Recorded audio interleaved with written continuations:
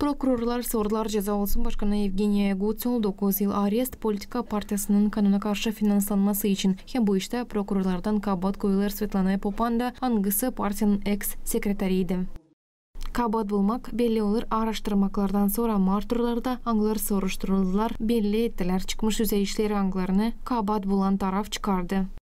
Evgeniya Gutsul'un advokatı Sergio Morar vurguladı, hani değil hepsi davaya temsil edilmiş materyaller bakıldılar.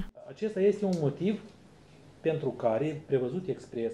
Boğular temel gibi hangisi yazdırılı zindan prosesual kodeksinde hangisi verir taraflara hak isteme dava işleri yeniden bakılsınlar. Dönmeliğinin geri belli edilmiş işlere yer kabat bulan taraf isterse onları alma hesaba bakma onları sonra da sislemeklere geçme. Revenim la etapa pledoariilor. Evgeniya Gutsul tuttular. Mart ayının 25'inde Kişinev'in Halklararası Aeroportunda, Aprel'in 9'unda dava kabiliyeti kararı geçirme onu evdeki kapana sonra bu karar uzatıldı. Svetlana Popan bulunardı dava kontrol altında.